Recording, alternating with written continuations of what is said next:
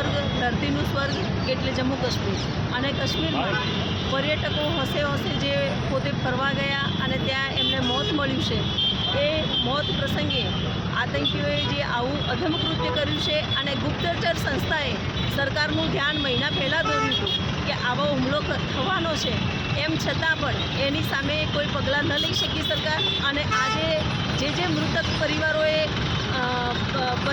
જે દુઃખ ભોગવ્યું છે અને એમને સ્વજનો ગુમાવ્યા છે, એ બધાને પરમ કૃપાળુ પરમાત્મા શક્તિ આપે, મૃતકોને સ્વર્ગમાં સ્થાન મળે અને જે ઈજાગ્રસ્ત છે એ જલ્દીમાં જલ્દી સાજા થાય.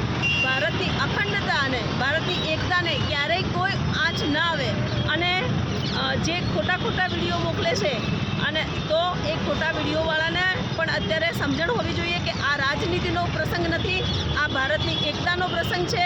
એટલે આ મૃતકોના ઉપર રોટલો રાજકીય શેકવાના કરતાં તમારી જે ચૂક થઈ છે સરકારની, એ ચૂકની સામે શરમાઈ અને જે મૃતકના પરિવારો છે એમને બધાને દિલસોજી પાઠવો, એમને સહાયક ફંડ આપો અને શરમ કરો કે આવી રાજનીતિ ના કરો. ભગવાન પરમાત્મા પરમ કૃપાળુ એમના ચરણોમાં મૃતકોને સ્થાન આપે, એ જ આ પ્રસંગે અમે કહીશું. કોંગ્રેસ પરિવાર ખૂબ દિલસોજી પાઠવે છે, આતંકીઓને વખોડી કાઢે છે એમના કૃત્યને.